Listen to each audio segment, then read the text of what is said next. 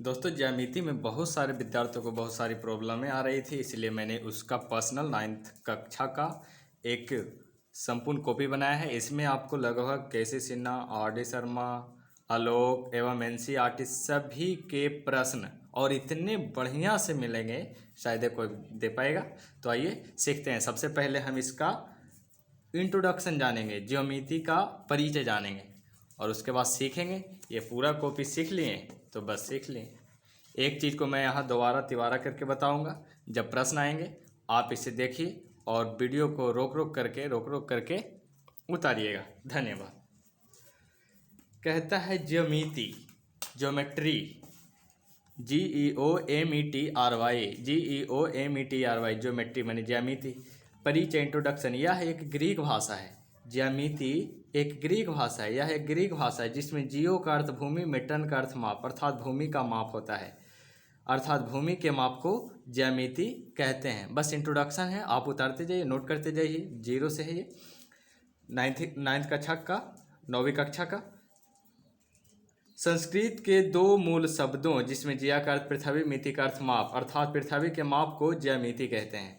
आधुनिक युग के गणितज्ञों के अनुसार जिया मने कोण, मिति मने माप, अर्थात कोणों के माप को ज्यामिति कहते हैं। ये आधुनिक युग के गणितज्ञ कौन है भाई?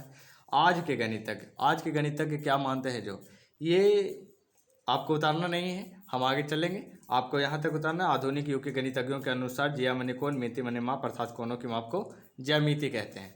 फिर नेक्स्ट,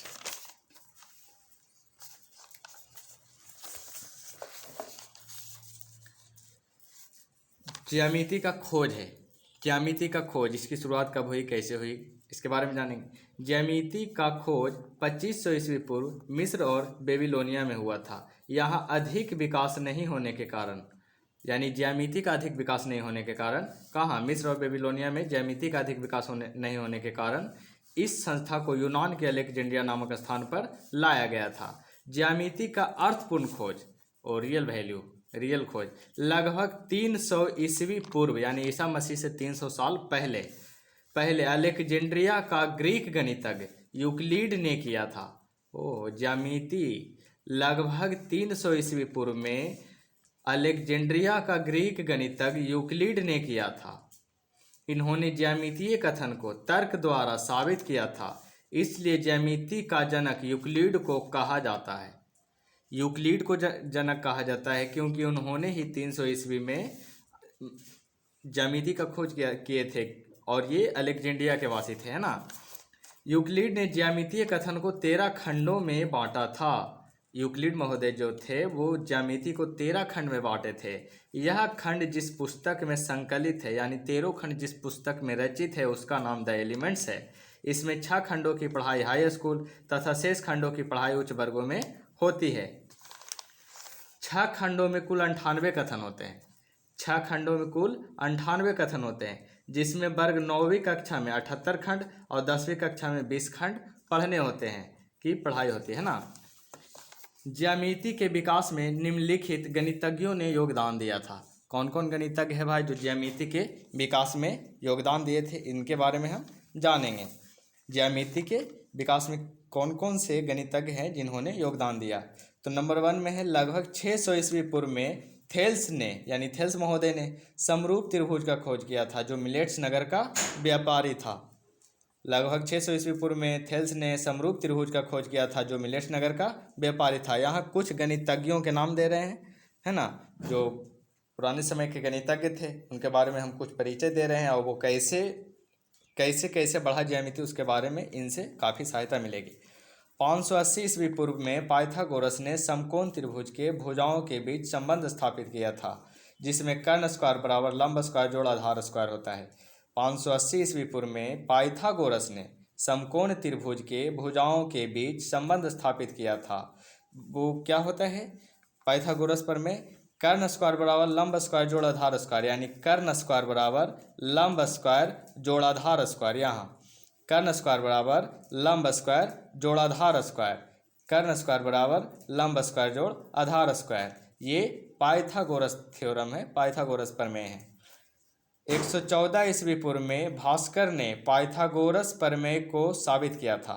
114 ईस्वी पूर्व में भास्कर महोदय ने पाइथागोरस प्रमेय को साबित किया था। आगे चलिए 476 ईस्वी पूर्व में, यहाँ आप थोड़ा सा ये जानते जाइए कि ये जो 580 ईस्वी में पाइथागोरस जी ने पाइथागोरस प्रमेय दिया, उनमें वे बहुत सारी चीज़ों को यानी कि कोनों और भुजाओं के बीच के संबंध को पूरी तरह से सत्यापित नहीं कर पाए थे। तो इसी चीज़ को 114 ईस्वी पूर्व में भास्कर महोदय ने पूरी तरह से सारे प्रमेय को अप्रूवल तरीके से साबित किया। 476 ईस्वी पूर्व में भारतीय गणितज्ञ आर्यभट्ट ने समद्विबाहु त्रिभुज का क्षेत्रफल तथा गोला एवं पिरामिड का आयतन निकाला था। भारत के भी महान गणितज्ञ हुए, तो उसमें देखिए सबसे पहला नाम आर्यभट्ट जी का मिलता है। 476 ईस्वी पूर्व में भारतीय गणितज्ञ आर्यभट्ट ने समद्विबाहु त्रिभुज का क्षेत्रफल तथा गोला एवं पिरामिड का आयतन निकाला था। 598 ईस्वी पूर्व में ब्रह्मगुप्त ने चक्रीय चतुर्भुज के क्षेत्रफल का प्रतिपादन किया था। यानी कि चक्रीय जो चतुर्भुज जो होता है, चक्रीय चतुर्भुज किसे कहते हैं? किसी वृत्त के छोर बिंदु पर स्पर्श करने वाले चतुर्भुज के शीर्ष को चक्रीय चतुर्भुज कहते हैं ना। तो देखिए 598 ईस्वी पूर्व में ब्रह्मगुप्त ने चक्रीय चतुर्भुज के क्षेत्रफल का प्रतिपादन किया था, जो कि इस तरह का कंस्ट्रक्शन होते हैं। इन्हीं के बारे में, इसी चित्र के बारे में सारे चीज़ों का अध्ययन ब्रह्मगुप्त ने किए थे। अभी बस थोड़ा थोड़ा जो अथी है परिचय, आप इसे देख लीजिए। परिचय उतना खास नहीं, मेन थ्योरम है इसका, अभिगृहित है, प्रमेय है, ऊपर में है, और उसी से हम आगे सीखेंगे। ठीक है दोस्तों, यहाँ देखिए 800 ईस्वी पूर्व में, लगभग 800 ईस्वी पूर्व में ज्यामिति कथन का वर्णन सुलभा ग्रंथ में किया गया था। यानी कि लगभग 800 ईसा पूर्व, ईसा मसीह से 800 साल पहले ज्यामिति का जो लिखित वर्णन मिलता है वो सुलभा ग्रंथ में मिलता है। वो कहाँ मिलता है? सुलभा ग्रंथ में मिलता है। यूक्लिड ने ज्यामितीय कथनों को 4 भागों में बांटा था। यूक्लिड महोदय जो थे, यूक्लिड ने ज्यामितीय कथनों को 4 भागों में बांटा था। यूक्लिड महोदय जी जो थे, उन्होंने ज्यामितीय कथन को 4 भागों में बांटे हैं। कितने भागों में बांटे हैं? 4 भागों में। उसके बारे में यहाँ चर्चा है। पहला है अभिगृहित, यहीं से आपका पढ़ाई शुरू, और यहीं से 9वीं कक्षा का पूरा सिलेबस का प्रारंभिक बिंदु स्टार्ट, यहीं से शुरुआत होता है। आप यहाँ से एकदम इग्नोर नहीं कीजिए। तो और हाँ, नंबर 1 में अभिगृहित स्वयंसिद्ध या आपतन मान्यता। कहता है यूक्लिड ने ज्यामितीय कथनों को 4 भागों में बांटा था, जिसमें पहला है अभिगृहित स्वयंसिद्ध या आपतन मान्यता। क्या होता है ये अभिगृहित या स्वयंसिद्ध या आपतन मान्यता? यहाँ आप पढ़िए स्वयंसिद्ध, यानी जो स्वयं सिद्ध हो।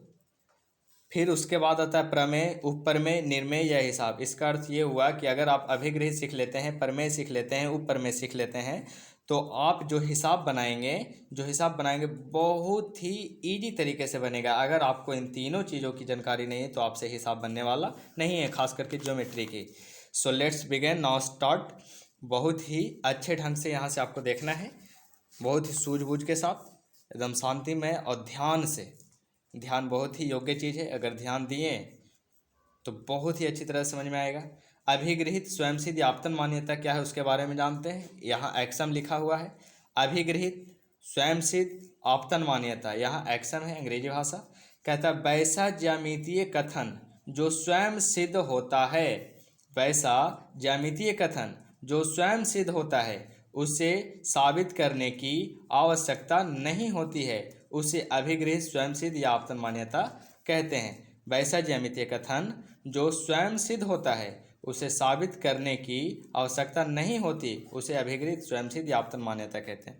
ठीक उसी तरह कि आकाश होता है तो होता है, आकाश को क्या साबित करना है? प्रकाश होता है तो होता है, प्रकाश है ना। तो उसी तरह अभिगृहित है। चले जानेंगे इसके बारे में, ऐसा ही नहीं कि होता ही होता है, जानेंगे इसके बारे में। प्रमेय यानी थ्योरम, वैसा ज्यामितीय कथन जो अभिगृहित द्वारा साबित होता है उसे प्रमेय कहते हैं। देखिए यहाँ पे आपको रिलेटेड मिलेंगे, यानी कि अभिगृहित से जो साबित हो जाए उसे ही प्रमेय कहते हैं। अभिगृहित से जो साबित हो जाए उसे ही प्रमेय कहते हैं, थ्योरम कहते हैं। वैसा ज्यामितीय कथन जो अभिगृहित द्वारा साबित होता है उसे प्रमेय या थ्योरम कहते हैं। उपप्रमेय कोरोलरी, वैसा ज्यामितीय कथन जो प्रमेय द्वारा साबित होता है उसे उपप्रमेय कहते हैं।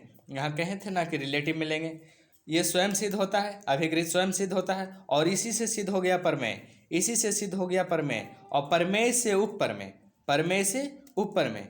फिर से देखिए, अभिगृहित स्वयं सिद्ध होता है और इससे साबित होता है प्रमेय, और प्रमेय से ही साबित होता है उपप्रमेय। वैसा ज्यामितीय कथन जो प्रमेय द्वारा साबित होता हो उसे उपप्रमेय कहते हैं। अर्थात दोस्तों, अगर आप अभिगृहित जानते हैं तो आप थ्योरम जान जाइएगा, अगर थ्योरम जान जाते हैं तो उपप्रमेय जान जाइएगा, अगर आप उपप्रमेय जान जाते हैं तो आपसे सारे ज्यामितीय हिसाब ईजी तरीके से बनेंगे, सॉल्व होएंगे।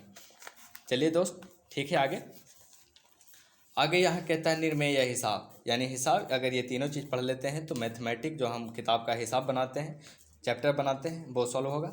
वैसा ज्यामितीय कथन जो अभिगृहित प्रमेय उपप्रमेय द्वारा साबित होता है उसे निर्मेय हिसाब कहते हैं। इसके बारे में हमने 2-3 बार बोला कि हिसाब कब बनेंगे, जब आप अभिगृहित जानिएगा, प्रमेय जानिएगा, उपप्रमेय जानिएगा, तभी आपसे हिसाब बनेगा। बहुत ही सुनियोजित तरीके से जान पाइएगा आप। अगर आप को हिसाब जानना है तो आप अभिगृहित जानिए। यहाँ पे सारे लिखित मिलेंगे आपको, आप खाली देखते रहिए वीडियो, है ना। अभिगृहित निम्नलिखित हैं, एक बिंदु से अनंत रेखाएं खींची जा सकती है। देखिए, ये पहला अभिगृहित है आपका। अभिगृहित ये क्या है भाई? कहता है एक बिंदु अगर हो तो उससे अनंत रेखाएं खींची जा सकती है। एक बिंदु हो तो अनंत रेखाएं खींची जा सकती है। यहाँ 3-4 मत गिनिएगा, अनंत है, आप अनंत तो खींच सकते हैं। जैसे मान लीजिए ये एक सूर्य है, तो इससे कितने किरण निकल रहे हैं? अनंत है। आप ऐसे भी समझ सकते हैं ना, एक बिंदु से अनंत रेखाएं होकर गुजरती है या खींची जा सकती है। नंबर 1 अभिगृहित, जिसे आपको याद रखना है कि एक बिंदु से अनंत रेखाएं खींची जा सकती है। दूसरा नंबर है कि 2 बिंदुओं से एक और केवल एक ही रेखा खींची जा सकती है। ये दूसरा नंबर है और ये आपका अभिगृहित है। अभिगृहित दूसरा नंबर है। 2 बिंदुओं से एक और केवल एक ही रेखा खींची जा सकती है। 2 बिंदुओं से एक और केवल एक ही रेखा खींची जा सकती है। 2 बिंदुओं से एक और केवल एक ही रेखा खींची जा सकती है। ये 2 बिंदु है, ये 2 बिंदु है जिससे एक और केवल एक रेखा खींची जा सकती है। एक रेखा पर, अब देखिए नंबर तीसरा आपने 2 अभिगृहित सीख लिया। एक क्या है? पहला, एक बिंदु से अनंत रेखाएं खींची जा सकती है, और दूसरा में अगर 2 बिंदु आप लेते हैं तो सिर्फ एक रेखा खींच सकते हैं। 2 बिंदु लेते हैं तो सिर्फ एक रेखा खींच सकते हैं। तीसरा ये दोस्त, तीसरा कहता है एक रेखा पर अनंत बिंदु होते हैं। एक रेखा पर अनंत बिंदु होते हैं। एक रेखा पर अनंत बिंदु होते हैं। शोले और गब्बर सब यहीं मिलेंगे। एक रेखा पर अनंत बिंदु होते हैं, यानी कि अगर ये रेखा है तो इस तरह का dot dot dot dot dot dot dot dot dot dot dot dot dot अनंत बिंदु है इस पे। कितने बिंदु? अनंत बिंदु है। कितने बिंदु है इस पे? एक रेखा अगर आप ले रहे हो तो पूछा जाए कि इस पे कितने बिंदु हैं, तो अनंत, आप उसे गिन नहीं सकते। एक रेखा पर अनंत बिंदु होते हैं। अब मैं आपको जानकारी के लिए बता सकता हूँ कि एक रेखा को अनंत दूरी तक बढ़ाई जा सकती है। इसे आप डिवाइड नहीं कर सकते, यानी कि रेखा को आप डिवाइड नहीं कर सकते हैं। इस पर से सिर्फ एक बिंदु हटाई जा सकती है, लेकिन इसका डिवाइडेशन नहीं किया जा सकता। नाउ द लेट्स आगे चलते हैं। चौथा जो इम्पोर्टेंट है, एग्जाम्स में तो इससे पूछा ही जाता है और ये ऑब्जेक्टिव में भी आपका बनेगा 9वीं कक्षा में, है ना। प्लेफेयर का अभिगृहित, प्लेफेयर का अभिगृहित, यदि एल कोई रेखा हो, यदि एल कोई रेखा हो, उसके तल में पी कोई बिंदु हो। एल एक रेखा हो और तल में पी कोई बिंदु हो जो उस रेखा पर स्थित ना हो, जो उस रेखा पर अवस्थित ना हो, तो रेखा के समांतर पी बिंदु से एक और केवल एक रेखा खींची जा सकती है। कहता है एल कोई रेखा हो, एल कोई रेखा हो, एल कोई रेखा हो तथा उसके तल पर पी कोई बिंदु हो, उसके तल पर पी कोई बिंदु हो जो इस रेखा पर अवस्थित नहीं हो। एल कोई रेखा हो, तल में पी कोई बिंदु हो जो इस रेखा पर अवस्थित ना हो, तो पी बिंदु से सिर्फ एक रेखा खींची जा सकती है। सिर्फ एक रेखा खींची जा सकती है। अब यहाँ देखते हैं, यदि एल कोई रेखा हो, उसके तल में पी कोई बिंदु हो जो उस रेखा पर स्थित ना हो, तो रेखा के समांतर पी बिंदु से एक और केवल एक रेखा खींची जा सकती है। आप इसे समझिए, एक एल रेखा खींचिए, एक एल रेखा खींचिए, आपने रेखा खींच ली, रफ कीजिए, एल एक रेखा खींचिए और उसके तल में एक बिंदु दे दीजिए, तो जो कि इस रेखा पर पी बिंदु नहीं ना है, जो कि इस रेखा पर अवस्थित ना हो, तो इस पी बिंदु से एक और केवल एक रेखा खींची जा सकती है। दे देगा ऑब्जेक्टिव क्वेश्चन में कि एल एक रेखा, उसके तल में पी कोई बिंदु है, तो बताइए कि वहाँ खींची गई रेखाओं की संख्या कितनी होगी, 1 2 3 अनंत, तो 1 है ना, कितने, 1। चलिए नेक्स्ट आगे देखते हैं दोस्त।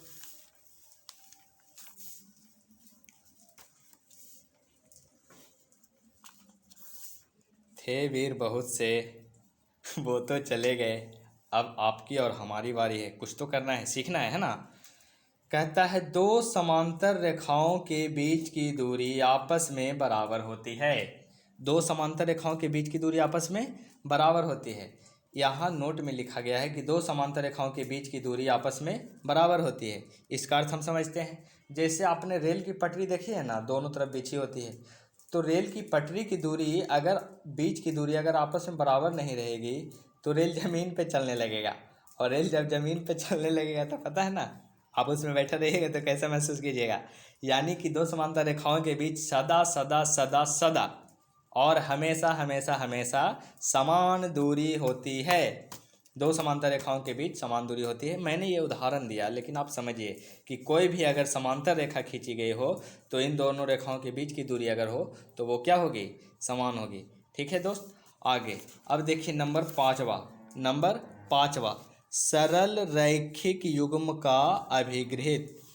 सरल रैखिक युग्म का अभिगृहित, सरल रैखिक युग्म का अभिगृहित, सरल रैखिक युग्म का अभिगृहित। यदि किसी सरल रेखा पर, एक सीधा रेखा हो, सरल एकदम सीधा, यदि किसी सरल रेखा पर कोई किरण आधारित हो, यानी कि एक सरल रेखा हो उस पर कोई किरण आके खड़ा हो जाए, तो आसन कोणों का योग 180 डिग्री होता है। देखिए दोस्त यहाँ पे समझिए, कहता है एक सुतल है, यानी एक सरल रेखा है और उस पर कोई आदमी आके खड़ा हो जाता है या कोई चीज़ आकर खड़ा हो जाता है, रेखा आके खड़ा हो जाता है, तो ये जो आसन कोण बनता है ना, ये 180 डिग्री हो जाता है। तो आसन कोणों का योग 180 डिग्री होता है। आसन कोणों का योग कितना होता है, 180। यदि किसी सरल रेखा पर कोई किरण आधारित हो तो आसन कोणों का योग 180 डिग्री होता है। बस थक गए क्या, अभी तो जागना है, बहुत सोए। चलिए आइए, यदि ए बी एक सरल रेखा हो और ओ सी किरण आधारित है तो एंगल ए ओ सी जोड़ बी ओ सी बराबर कितना डिग्री, 180 डिग्री। ए बी एक सरल रेखा हो, ए बी एक सरल रेखा हो, ए बी एक सरल रेखा हो, ओ सी किरण ओ सी किरण ओ सी किरण आधारित हो, ए बी सरल रेखा हो, ओ सी किरण आधारित हो, तो इसका जो आसन कोण बनेंगे, सॉरी इसका जो आसन कोण बनेंगे वो उसका माप जो होगा कितना डिग्री होगा, 180 डिग्री। कब, ए बी सरल रेखा हो, ओ सी किरण आधारित हो, 180 डिग्री बन जाएगा भैया। ए बी सरल रेखा हो, ओ सी किरण आधारित हो, 180 डिग्री पॉकेट में रखेंगे और चलते रहेंगे। कब, जब सीधा मिला और खड़ा मिला। सीधा रेखा पड़ा हुआ है, सीधा रेखा पड़ा हुआ है, ओ सी किरण आधारित है, 180 डिग्री कोण बना और चल दिए। ठीक है भाई। नाउ द नेक्स्ट, कहता है ओ सी एक उभयनिष्ठ भुजा है। ओ हो, ये जो दोनों कोण बन रहा है ना, उसमें ओ सी कौन भुजा है, उभयनिष्ठ भुजा है। इसमें जो दो कोण बन रहा है उसमें ओ सी उभयनिष्ठ है। उभयनिष्ठ का मतलब होता है नज़दीक, दोनों में सटा हुआ, साथ साथ, दोनों में सटा हुआ, साथ साथ। तो देखिए ए ओ सी और बी ओ सी, ओ सी दोनों में आ रहा है कि नहीं, सटा हुआ है कि नहीं, दोनों एंगल एक साथ है कि नहीं, ए ओ सी बी ओ सी, ए ओ सी बी ओ सी, ओ सी दोनों कोण में आ रहा है, इसीलिए इसको उभयनिष्ठ, मतलब ओ सी को उभयनिष्ठ भुजा कहा गया है। ए ओ सी और बी ओ सी एक एवं दो उभयनिष्ठ कोण है, यानी ए ओ सी और बी ओ सी जो है दो उभयनिष्ठ कोण है। ए ओ सी और बी ओ सी जो है दो उभयनिष्ठ कोण है।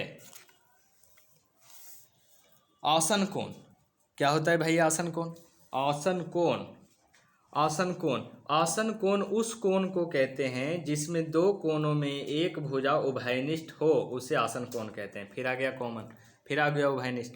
यानी कि अगर आपको आसन कोण ज्ञात करना है, आपको आसन कोण ज्ञात करना है तो आपको वैसा कोण ढूंढना पड़ेगा जिसमें एक भुजा क्या हो, उभयनिष्ठ हो। आसन कोण, आसन कोण उस कोण को कहते हैं जिसमें दो कोणों में एक भुजा क्या हो, उभयनिष्ठ हो, उसे आसन कोण कहते हैं। जैसे मान लीजिए, देखिए ये एक रेखा है, और ओ सी क्या है, भुजा है। ओ सी क्या है, भुजा है जो ए बी पर आधारित है। तो ए ओ सी और बी ओ सी ये तो कोण बन गया, लेकिन इन कोणों में ओ सी क्या है, कॉमन है। ओ सी क्या है, कॉमन है, इसलिए बोलेंगे उसे आसन कोण, एडजसेंट एंगल। एडजसेंट एंगल, आसन कोण। आसन कोण में एक भुजा उभयनिष्ठ होता है। थोड़ा सा समझाने के लिए यहाँ लिख दिया गया है कि जो आसन कोण है, जो आसन कोण है उसमें एक भुजा उभयनिष्ठ होता है। रियलिटी है ए ओ सी और बी ओ सी क्या है, एक एंगल है जिसमें ओ सी एक आसन भुजा है। आसन क्या है, भुजा है, जो कि एक भुजा है, उभयनिष्ठ भुजा है। आइए यहाँ कहता है आकृति में ए बी सरल रेखा है। क्वेश्चन के रूप में हम लिए हैं, है ना, क्वेश्चन के रूप में लिए हैं।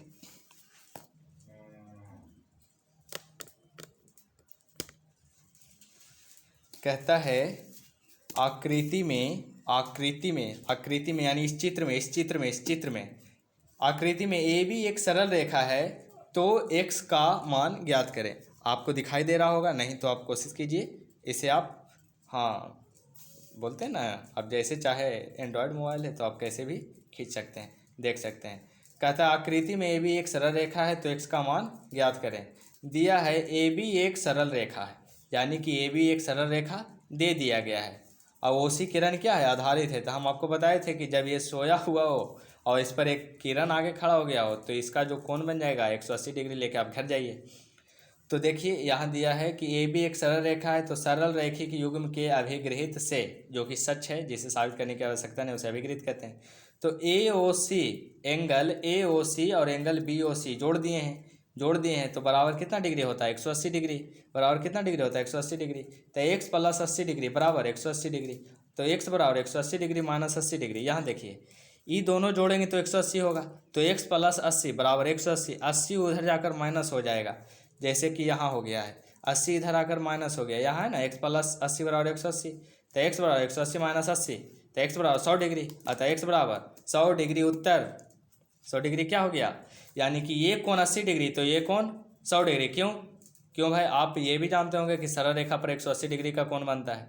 यहाँ ओ सी किरण आधारित है, तो सरल रेखी को के अभिग्रह से एक्स प्लस 80 बराबर 180, जो कि आसन कोणों का योग कितना होता है, 180 डिग्री। जय बजरंगबली। चलिए दोस्त आगे देखते हैं। आकृति में पी क्यू एक सरल रेखा है। पी क्यू एक सरल रेखा है, पी क्यू एक सरल रेखा है, तो एक्स का मान ज्ञात करें। फिर वही क्वेश्चन एकदम, अगर आपको थ्योरी क्लियर करना है तो बस इस वीडियो को देखिए। थ्योरी अरे एक का क्वेश्चन है बना तो फिर बेकार एकदम टॉप टू बॉटम बनेगा ही बनेगा।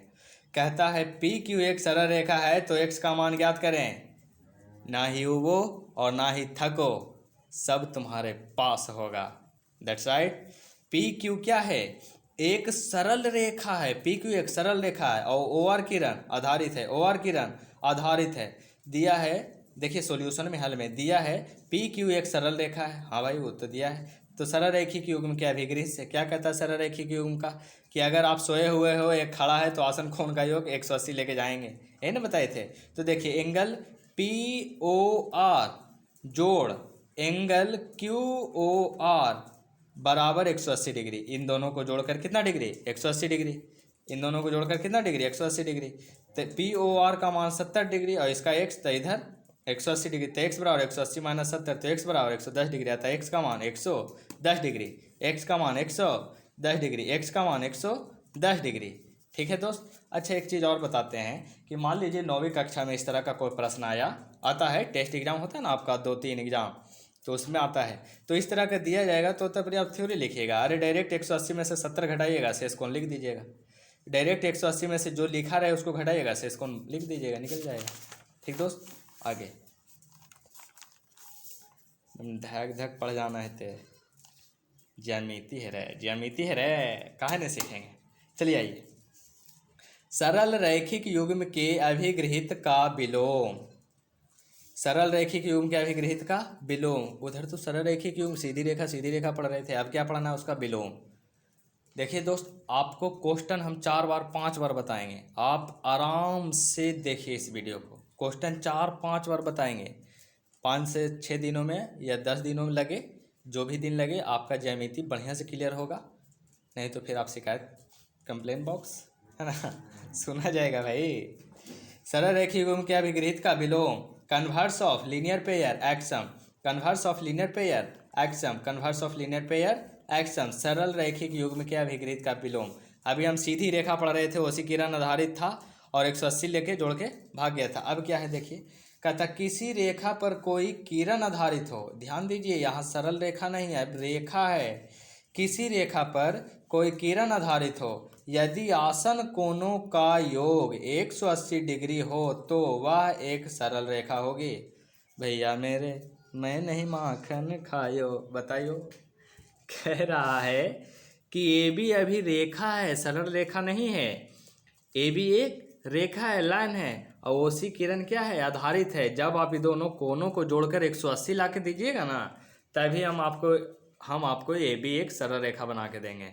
यानी कि ए बी अभी एक रेखा है, ओसी किरण आधारित है, ये कोण आप जोड़ के दिखाइए कि 180 डिग्री है, तो ए बी सरल रेखा हो जाएगी। तो देखिए ए बी एक रेखा है जैसा कि बोला गया है, तो यहाँ भी लिखे हम ए बी एक रेखा है, ओसी किरण आधारित है, ओसी किरण आधारित है। यहाँ नहीं ज्यामिति सीखे तो फिर कहीं नहीं सीखे। ए बी क्या है, किरण है, ओसी क्या है, ए बी एक रेखा है, ओसी किरण आधारित है ना। यदि ए ओ सी जोड़ बी ओ सी बराबर 180 डिग्री, एंगल ए ओ सी जोड़ बी ओ सी बराबर 180 डिग्री, तो ए बी एक सरल रेखा होगी। ए बी एक सरल रेखा होगी, तो ए बी एक सरल रेखा होगी। जब किसी सरल रेखा पर 3 या 3 से अधिक बिंदुएं उपस्थित हो तो वह संरेख बिंदु कहलाता है।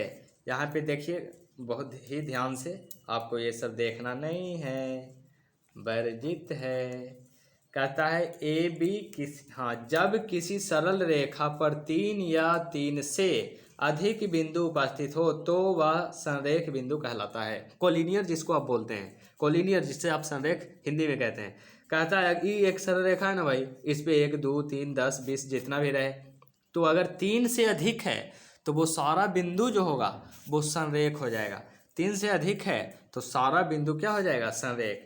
किसी सरल रेखा पर 3 या 3 से अधिक बिंदुएं उपस्थित हो तो वह संरेख बिंदु कहलाता है।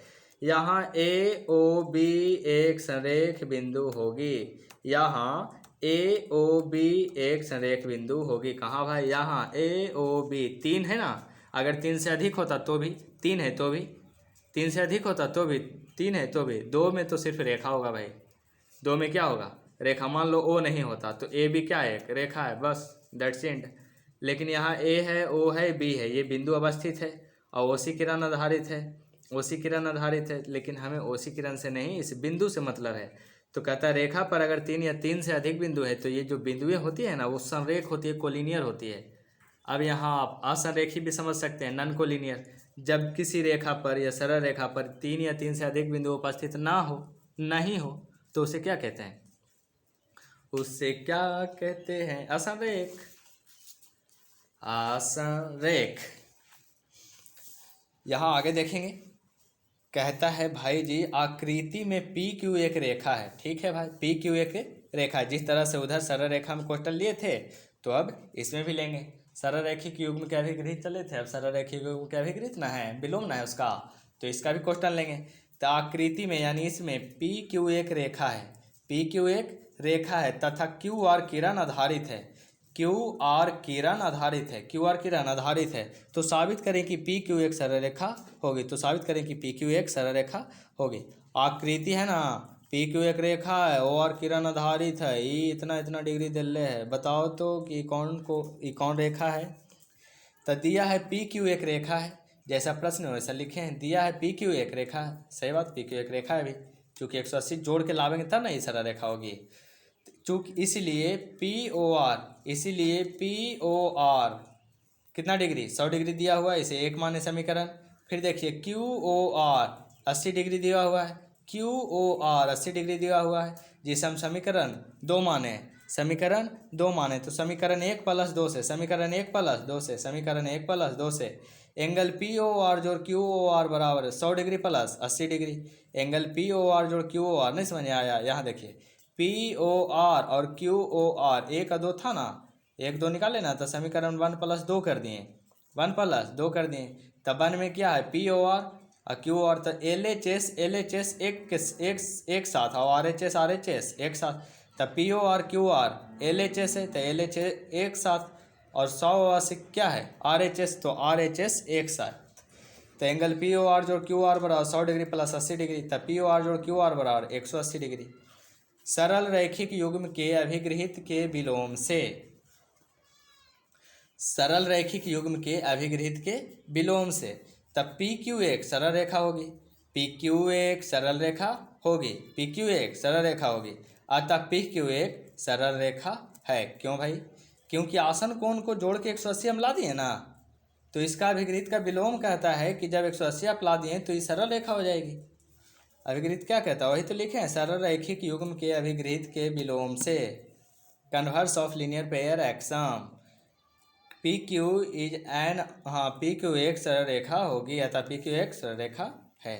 यहाँ पे देखिए दोस्तों, हिम्मत तो लगानी पड़ेगी भाई, उबता कौन नहीं है, थकता कौन नहीं, सोता कौन नहीं है, लेकिन करता कौन है, जिसमें हिम्मत होती है।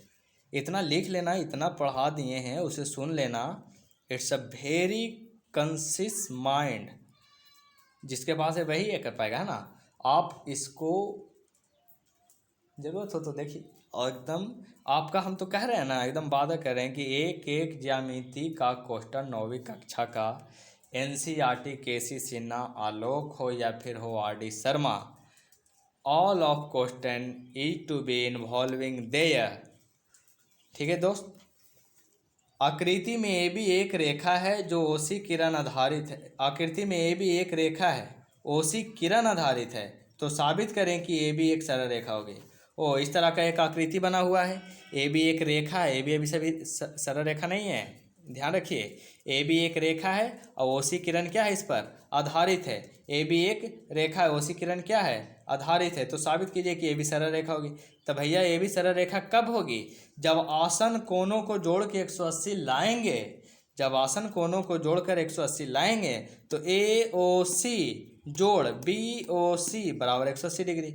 देखिए AOC बराबर 70 डिग्री दे ले, समीकरण 1 माने हैं।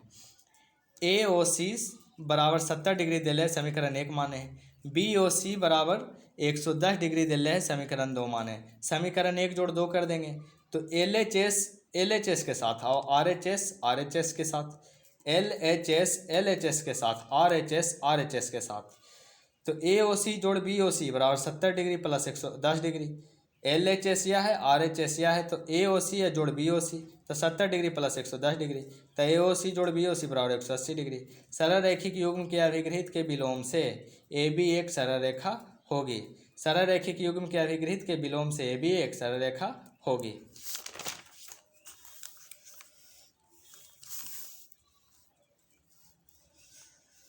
देखिए जब दो रेखाओं को, हाँ आगे बढ़ गए हैं, अब यहाँ एकदम छूटा तो फिर किस्मत फूटा, एकदम देखिए, आइए देखिए एकदम ध्यान से, एकदम ध्यान, कंसंट्रेट एकदम हो जाइए।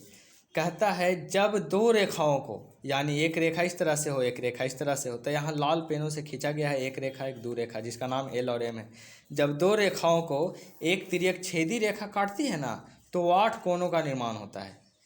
जब दो रेखाओं को, यानी कि एक रेखा L मान लीजिए, एक रेखा M मान लीजिए, और उसे एक तिर्यक छेदी रेखा काट के आगे चल जाए, तो यहाँ 8 कोण बनता है। तब कोण का नाम कितना होता है वो तो बताएंगे ही, लेकिन कै कोण बन रहा है, 8 कोण। कौन कौन भाई, एक कोण, दो कोण, है ना। हम यहाँ नाम दिए हैं, 1 दिए हैं, 2 दिए हैं, 3 दिए हैं, 4 दिए हैं।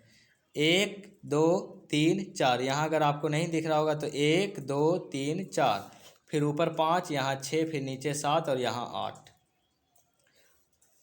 1 2 3 4 5 6 7 8, 8 कोण तो बन गया। अब देखिए इन कोणों का नाम, तो सबसे पहले बहिष्कोण, मेरे घर से बाहर निकल जाओ, ये मेरा घर है। तो उसी तरह ये रेखा के अंदर है और रेखा के जो बाहर होगा वो बहिष्कोण। तो देखिए 1 और 2 जो है इस रेखा के ऊपर है, 1 और 2 जो है इस रेखा के ऊपर है, 1 और 2 जो है इस रेखा के क्या है, ऊपर है यानी बाहर है। और यहाँ देखिए कि 9 और 8 जो है इस रेखा के नीचे है। 9 और 8 देखिए इस रेखा के नीचे है, तो इस रेखा के बाहर और इस रेखा के बाहर, तो ये कौन कौन हो गया, बहिष्कोण। तब बहिष्कोण हो गया 1 2 और हाँ 8 और 9। कहाँ है भाई, 1 2 और 8 और 9 होना चाहिए, यहाँ तो गलती लिखा हुआ है 1 2 8 और 9। नहीं सही है लेकिन छोटा रूप में लिखा हुआ है ना। चलिए देखिए 1 2 8 8 है, ओह 7 है, ठीक है था 7 8 1 2 7 8 जो है हमारा रेखा के बाहर, इसलिए बहिष्कोण। हमको लगता है बहिष्कोण आप समझ चुके होंगे। अब चलते हैं आगे, क्या कहता है भाई, अंतःकोण। अब जब बाहर होगा कब, जब अंदर रहेगा तब ना। तो अंदर कौन कौन है भाई, देखते हैं अंतःकोण। तो अंदर कौन कौन है भाई, यहाँ देखिए 3, यहाँ 4, यहाँ 5 और 6, जो इस रेखा के यानी कि इस लाल वाली और इस लाल वाली रेखा के क्या है, अंदर है। इस रेखा क्या है, अंदर है। 3 4 5 6 रेखा के अंदर है, इसीलिए अंतःकोण हो गया। यानी अंतःकोण क्या है, 3 4 5 6, 3 4 5 6, 3 4 5 6, 3 4 5 6, 3 4 5 6, ये अंतःकोण हुआ। देखिए यहाँ हम नंबर से सूचित कर दिए हैं, है ना। लेकिन ABCDEFGHIJKLMNOPQR 2600 अक्षरों में आपको देगा। अब बस ये जानिए कि बाहर कैसे हो गया और अंदर कैसे हो गया, और क्या कब कितना रहेगा तो अंदर, कितना रहेगा तो बाहर। तो यहाँ अगर बना इस तरह से तो एक अंदर हो जाएगा, यहाँ बना तो ये भी एक अंदर का कोण हो जाएगा, ये भी एक अंदर का कोण और ये भी एक अंदर का कोण। तो यहाँ देखिए 3 4 5 और 6 जो है इस रेखा के अंदर है, इसलिए अंतःकोण होंगे। अब एक ही ओर के अंतःकोण, ये जो रेखा खींचा हुआ है ना उसके इस ओर और उस ओर, ये जो रेखा खींचा हुआ है ना उसके इस ओर और उस ओर, एक ही ओर के अंतःकोण कहलाते हैं। तो इस ओर 4 और 6 है, अंदर होना चाहिए और एक और होना चाहिए। तो अंदर भी है भैया और एक और भी है, 4 और 6 अंदर भी है, एक और भी, 6 और 5 अंदर भी, दोनों के अंदर भी और एक और भी। तो यहाँ देखिए 4 6 और हाँ 3 5 है, छोटे छोटे लिखा हुआ दिखता नहीं है ना। चलिए 4 6 और 3 5 क्या है, एक ही ओर के अंतःकोण। 4 6 3 5 एक ही ओर के अंतःकोण, 4 6 3 5 एक ही ओर के अंतःकोण। अब कहता है सम्मुख कोण, वर्टिकल। सम्मुख कोण वर्टिकल एंगल क्या है, जब दो रेखाओं को एक तिर्यक छेदी रेखा काटती है तो ऊपर नीचे दाएं बाएं के कोण जो होते हैं सम्मुख कोण होते हैं।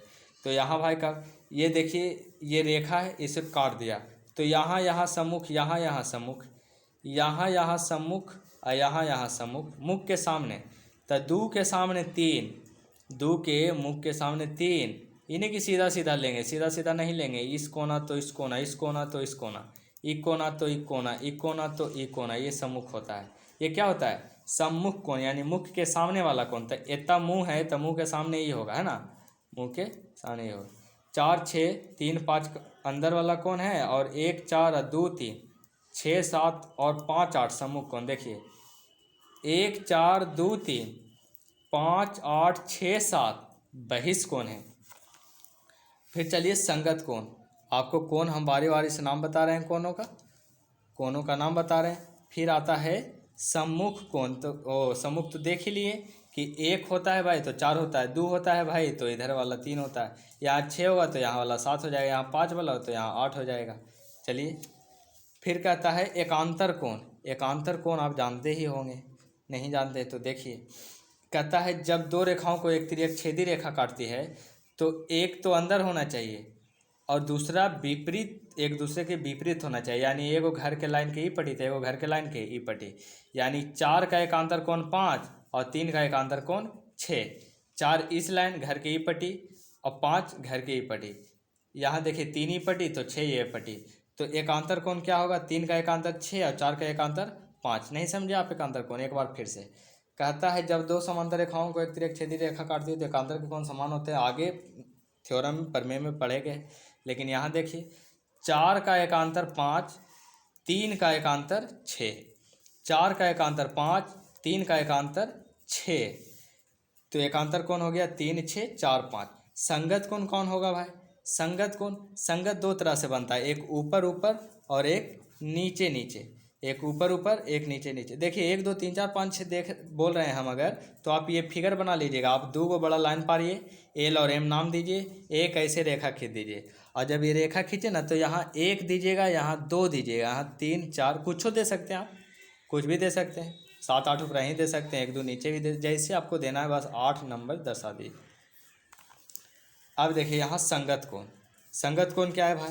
तो इसके लिए फिगर ही समझना पड़ेगा, फिगर भी समझना। संगत कोण ऊपर ऊपर और नीचे नीचे संगत होता है, यानी कि इस रेखा के ऊपर अगर कोई नंबर हो तो इस रेखा के ऊपर कोई नंबर होगा तो यानी वो कोण आपस में बराबर होगा। तो एंगल 2 के संगत 6, चूँकि ये भी रेखा के ऊपर और ये भी रेखा के ऊपर और एक साइड एक सीध में है, तो 2 का संगत 6 होगा, 1 का संगत 5 होगा, और नीचे नीचे 4 का संगत 8 हो जाएगा और 3 का संगत 7 हो जाएगा। तो भाई हम लिखें 1 का संगत 5। नहीं समझ में आया? तो देखिए 1 है रेखा के ऊपर, तो ये रेखा के ऊपर 5 है, इस रेखा के ऊपर 5 है, तो 1 और 5 क्या हुआ? ऊपर ऊपर संगत। और देखिए यहाँ नीचे में 3 है और यहाँ नीचे में 7 है, यहाँ नीचे में रेखा के नीचे 3 है, यहाँ भी रेखा के नीचे 7 है, तो 3 और 7 आपस में क्या होंगे? क्या होंगे? संगत। देखिए यहाँ 3 और 7 आपस में क्या होंगे? संगत। तो ये हो गया। अब यहाँ आइए, 2 ऊपर में है, इस रेखा के 2 क्या है? ऊपर है, इस रेखा के 2 ऊपर है, तो इस रेखा के 6 भी क्या होगा? ऊपर है, और ये जो दोनों कोण होगा आपस में संगत है। ये 4 रेखा के नीचे, तो यहाँ 8 रेखा के नीचे, ये भी आपस में संगत होंगे। मुझे उम्मीद है कि आप देख लिए होंगे, सुन लिए होंगे, समझ लिए होंगे। अगर नहीं समझे ना तो वीडियो रोकिए और प्लीज़ 1 से 2 से 3 बार देखिए। एक आदमी से कहता है 2 3 बार मिलता है ना तो फिर उसको भूलता नहीं, उसका परिचय बता ही देता है। तो वही दुनिया का हर चीज़ है, आप किस चीज़ को कितना ध्यान से और कितना बार कर रहे हैं वो आपको गेन होगा, नहीं तो वो फॉरगेट होगा, है ना। गेन फॉरगेट का बस इतना लॉजिकली अंतर है कि आपकी अंडरस्टैंडिंग उस चीज़ के लिए कितनी अच्छी है, समझ सकती कितनी अच्छी है। चलिए दोस्त फिर देखते हैं आगे।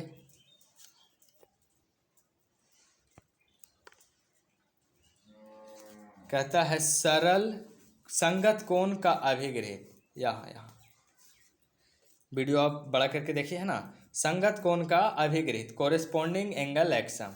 संगत कोण का अभिग्रहित कोरेस्पोंडिंग एंगल एक्सम। संगत कोण का अभिग्रहित कोरेस्पोंडिंग एंगल एक्सम। ये क्या होता है भाई? तो देखेंगे समझेंगे। Corresponding angle axiom, corresponding angle axiom. तो देखिए जब ये दो रेखा है, ये क्या है? 2 रेखा एल और एम, 2 रेखा एक तिर्यक छेदी रेखा काट दिया है, एक तिर्यक छेदी रेखा काट दिया है। तो हम बताए थे कि संगत 2 तरह से, ऊपर ऊपर और नीचे नीचे। ऊपर ऊपर इस रेखा के नीचे, तो इस रेखा के भी नीचे। तो देखिए जब 2 समांतर रेखाओं को एक तिर्यक छेदी रेखा काटती है, एक तिर्यक छेदी रेखा क्या करती है? काटती है। जब 2 समांतर रेखाओं को एक तिर्यक छेदी रेखा काटती है, जब 2 समांतर रेखाओं को एक तिर्यक छेदी रेखा काटती है, यानी कि 2 समांतर रेखा है और एक तिर्यक छेदी रेखा उड़ा दिया इसको, तो काटती है, तो संगत के कोण समान होते हैं। यानी कि एल समांतर एम कब होगा?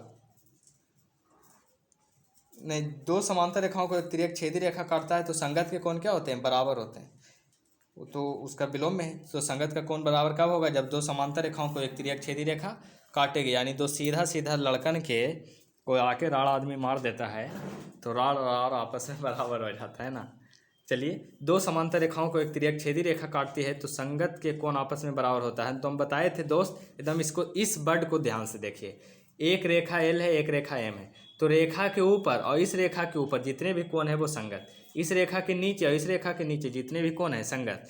तो देखिए रेखा के ऊपर एक, यहाँ ये एक रेखा है, ये तीर खींचा हुआ है, यानी कि एक रेखा खींचा हुआ, तो इसके ऊपर यहाँ इस कोना में एक ऊपर है, तो ऊपर यहाँ 5 आपस में संगत।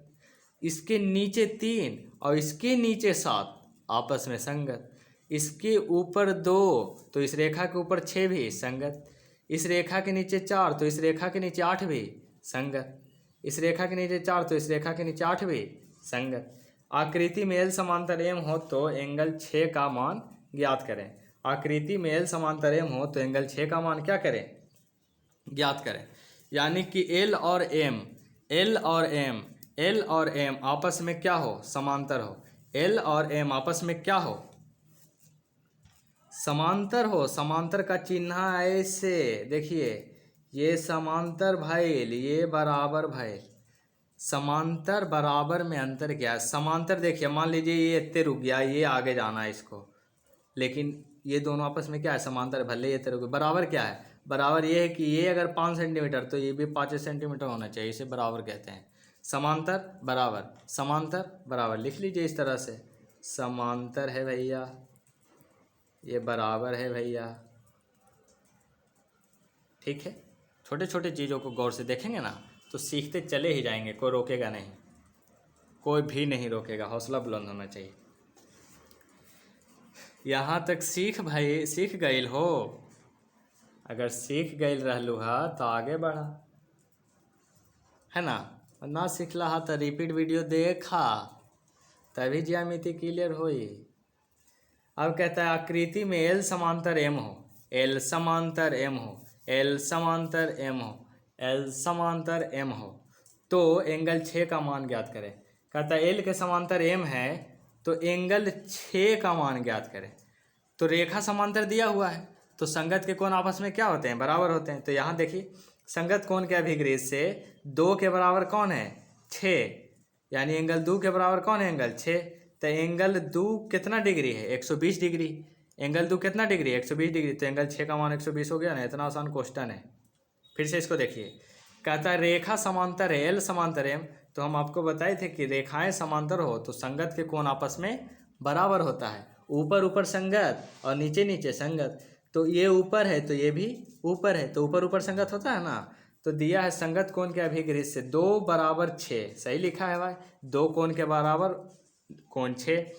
तो कोण 2 का मान दे दिया 120 डिग्री और 6 का मान पूछ रहा है, तो नहीं निकल गया। कोण 6 का मान कितना डिग्री, 120 डिग्री। बाहर है, बल्ले बल्ले मिनटों में क्वेश्चन बनने रहा है। अतः एंगल ई बराबर 120 डिग्री। अगर आपने अभिगृहित सीखा, अगर आपने प्रमेय सीखा और अगर आपने उप प्रमेय सीखा तो मुझे लगता है मुझे आपको हिसाब सिखाने की ज़रूरत ही नहीं। हाँ, मुझे हिसाब सिखाने की ज़रूरत नहीं, वो सीख ही जाइएगा। ऐसे तो यहाँ एक बार एक हिसाब को 5 बार रिपीट करेंगे तो एकदम अंतर मन में समझ आएगा। उसको आप 2 बार नोट कर लीजिएगा, is that clear the geometry. 9वीं कक्षा हो चाहे जो भी कक्षा हो। ठीक है दोस्त, आगे चलते हैं।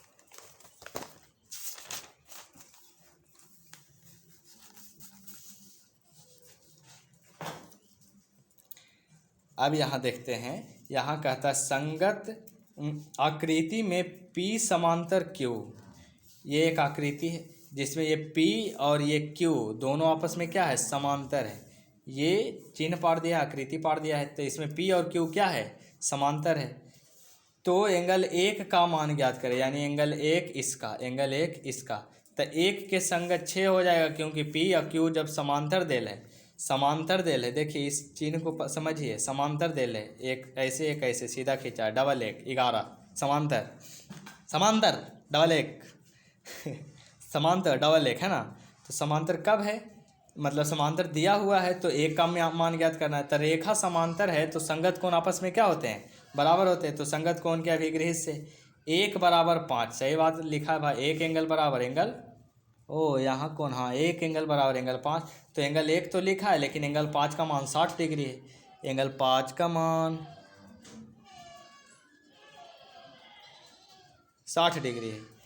एंगल 1 तो लिखा है, लेकिन एंगल 5 का मान 60 डिग्री है। तो एंगल 1 का मान जब हाँ, तो एंगल 1 का मान भी कितना डिग्री हो जाएगा, 60, क्योंकि एंगल 1 के बराबर है एंगल 5, 1 के बराबर एंगल 5। सदवा और मधवा क्या है, आपस में बराबर है। संगत कोण आपस में क्या है, बराबर है। तो 1 बराबर 60 डिग्री। चूँकि 1 का मान 5 का दिल है 6 और 1 का मान पूछ रहा है, तो 1 का मान नहीं निकल गया। चलिए आगे समझेंगे। यहाँ कहता संगत कोण के अभिगृहित का विलोम, कन्वर्स ऑफ कोरेस्पॉन्डिंग एंगल एक्सम। अभी तो आप देख रहे थे कि भाई ये P और Q अगर समांतर है तो कोण क्या हो जाएगा, बराबर। P या Q समांतर है तो कोण क्या हो जाएगा, बराबर। तो सबसे पहले दिल है संगत कोण में, संगत अभिगृहित में, संगत कोण के अभिगृहित में कि P और Q जो रेखा है वो समांतर हो जाए तो कोण बराबर हो जाता है। तो यहाँ उल्टा पढ़ेंगे कि अगर कोण बराबर हो जाए तो P और Q रेखा क्या हो जाएगी, समांतर हो जाएगी। इस चीज़ को दोबारा बोलते हैं, अभी दिया हुआ है संगत कोण के अभिगृहित में कि P और Q समांतर हो तो कोण क्या हो जाएंगे, बराबर। अब कोण बराबर लावेंगे तो P और Q क्या हो जाएगा, समांतर, ये विलोम हो जाएगा। यहाँ देखिए, इस वीडियो को न तो रोक के लिख लीजिए, जो हम बोले ना, नहीं समझ में आते तो रोक के लिख लेना है। संगत कोण के अभिगृहित का विलोम, कन्वर्स ऑफ कोरेस्पोंडिंग एंगल एक्सम। संगत कोण के अभिगृहित का विलोम, converse of corresponding angle axiom. तो जब दो रेखाओं को एक तिर्यक छेदी रेखा काटती है, यदि संगत के कोण समान हो तो रेखाएं क्या होगी, समांतर। जब दो रेखाओं को एक तिर्यक छेदी रेखा काटती है, यदि संगत के कोण समान हो तो रेखाएं क्या होती है, समांतर। संगत कोण के अभिगृहित का विलोम, converse of corresponding angle axiom. देखिए, इसको हम मीनिंग पढ़ के बता देते हैं। CONVERAC converse OF of CORRESPONDING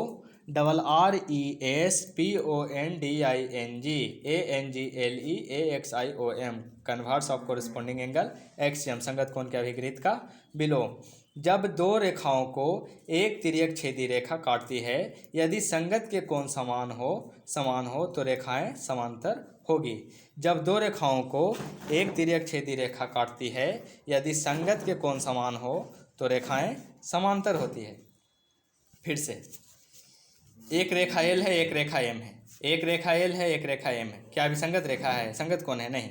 Rekha L और M है, अब एक तिर्यक छेदी रेखा काट दिया, ये तो अपन काम कर दिया। अब देखिए भाई, कैसे होगा बराबर कोण, कैसे होगा कोण बराबर। जब दो रेखाओं को एक तिर्यक छेदी रेखा काटती है, जब दो रेखाओं को एक तिर्यक छेदी रेखा काटते हैं, यदि संगत के कोण समान हो तो रेखाएं समांतर होते हैं। यानी कि L समांतर M करना हो, L समांतर M करना हो, L समांतर M करना हो तो कोण हमको क्या लाना होगा, बराबर दिखाना होगा। तो L और M दो रेखाएं हैं, ठीक है। यदि 1 बराबर 5 हो, यानी कि 1 बराबर ऊपर है 1 तो ऊपर वाला 5, क्या बोले थे कि कोण बराबर आना चाहिए, तो संगत कोण होगा। तो देखिए, कोण बराबर, कोण 1 कोण 5, ठीक है। फिर कोण 2 और कोण 6, फिर नीचे आइए कोण 3 और कोण 7, कोण 4 और कोण 8। अगर ये कोण बराबर हो गया, अगर अभी तो ये थ्योरी है, ये कोण अगर बराबर हो गया तो रेखा क्या होगा, L और M समांतर होगा। बाद में देगा तब 30 दे देगा, तब 40 दे देगा, तब 50 दे देगा, तब 50 दे देगा। बोलेगा कि बताइए ये कौन सा रेखा है, समांतर है या नहीं, या फिर प्रतिच्छेदी है, पूछेगा, है ना। तो जब कोण बराबर हो तो रेखाएं क्या हो, समांतर। यहाँ पढ़े थे कि रेखाएं समांतर हो, रेखाएं समांतर हो तो कोण क्या होगा, बराबर। और उसके विलोम में पढ़ रहे हैं कि कोण बराबर है तो रेखा क्या होगा, समांतर। पहले कोण बराबर किया है, फिर रेखा समांतर कर दिया है, कन्वर्स ऑफ कोरेस्पोंडिंग एंगल एक्सम। आइए यहाँ आकृति में L और M दो रेखाएं हैं। यहाँ देखिए दोस्त, कहता है एक आकृति है, यहाँ जो बना हुआ एक क्या है, आकृति है। इसमें L और M दो रेखा है, ठीक है। L और M क्या है, रेखा है। तो साबित करें कि L समांतर M। तो L समांतर M कब साबित होगा, जब कोण बराबर होगा। जब कोण बराबर होगा तभी ना L समांतर M होगा। अभी कन्वर्स ऑफ कोरेस्पोंडिंग एंगल एक्सम पढ़े ना। तो देखिए, दिया है 1 बराबर 60 डिग्री, समीकरण 1। एंगल 1 में 60 डिग्री, इसे समीकरण 1 हम मान लिए। फिर एंगल 5 में 60 डिग्री, एंगल 5 में 60 डिग्री, तो समीकरण 1 और 2 से 1 बराबर 2, यह संगत का कोण है। 1 और 5 यह कौन कोण है, संगत का कोण। ऊपर बोले थे ना संगत है, तो संगत कोण, यदि संगत के कोण समान हो तो रेखाएं समांतर होती है। किससे, संगत कोण के अभिगृहित के विलोम से। L समांतर है। 1 और 5 यह संगत का कोण है, नहीं है। 1 और 5 किसका कोण है, संगत का कोण है। 1 और 5 किसका कोण है, संगत के कोण है। यदि संगत के कोण समान हो तो रेखाएं समांतर होती है, इसलिए संगत कोण के अभिगृहित के विलोम से L समांतर M साबित हुआ। एक क्वेश्चन और इस पे लेते हैं, एक क्वेश्चन और लेते हैं। क्या फिर से समझाएं? चलिए क्वेश्चन प्रैक्टिस कीजिए ना, सीख जाइएगा। कहता है आकृति में P और Q दो रेखाएं हैं। अबरी भाई फिर आकृति ले लिया है, फिर आकृति ले लिया है और यहाँ चमक रिया है, ठीक है भाई, तो ढक गया है। आकृति में P और Q दो रेखाएं हैं तो साबित करें कि P समांतर Q। P समांतर Q। कहता है P और Q दो रेखा है, P और Q दो रेखा है, तो साबित करें कि P समांतर Q होगा। तो दिया है 2 बराबर 130 डिग्री, एंगल 2 बराबर कितना डिग्री 130 डिग्री, और एंगल 6 बराबर 130। तो समीकरण 1 और 2 से, चूँकि 2 और 6 यह संगत का कोण है, चूँकि ऊपर ऊपर संगत कोण, चूँकि 2 और 6 संगत कोण है, चूँकि 2 और 6 संगत का कोण है, इसलिए संगत कोण के अभिगृहित के विलोम से, संगत कोण के अभिगृहित के विलोम से, यानी कोण बराबर हो तो रेखाएं क्या होगी समांतर, लेकिन किस में, विलोम में, संगत कोण के अभिगृहित के विलोम से P समांतर Q प्रमाणित। फिर से कहता है आकृति में P और Q दो रेखाएं हैं, एक P और एक Q, दो रेखा है, P और Q दो रेखा है, तो साबित करें कि P समांतर Q, साबित करें कि P समांतर Q। तो दिया है 2 बराबर 130 डिग्री, एंगल 2 है ना बराबर 130, और एंगल 6 बराबर एंगल 6 बराबर 130, हाँ यहाँ भी 130 और यहाँ भी 130। तो एंगल 2 बराबर एंगल 6 यह संगत का कोण है, इसीलिए संगत कोण के अभिगृहित के विलोम से P समांतर Q नहीं होगा, P समांतर Q, P समांतर Q। कैसे हो गया P समांतर Q? संगत के कोण बराबर है, संगत के कोण देखिए 2 बराबर 6 है ना, तो 130 बराबर 130 है ना, चूंकि संगत के कोण बराबर इसलिए रखा है समांतर होगी। यहाँ है ज्यामितीय परिभाषाएं, ज्यामितीय परिभाषाएं। तो ये ज्यामिति की जो परिभाषा है, ये ज्यामिति की जो परिभाषा है, यहाँ से 1 घंटे की क्लास कल हम इसका वीडियो बनाकर डालेंगे। आज उसका अभिगृहित लगभग खत्म हो गया है ना। अब हम सीखेंगे ज्यामिति की परिभाषा, और यहाँ से बिंदु हो, रेखाखंड हो, या फिर कुछ भी हो, चाहे किरण हो चाहे कोण हो, एक एक चीज़ क्या होगा, क्लियर होगा। ठीक है दोस्त, तो जय महाराष्ट्र, जय भारत, जय बिहार, और लगातार देखिए मेरे यार, और लगातार सीखिए मेरे यार पे। धन्यवाद। ठीक है दोस्त।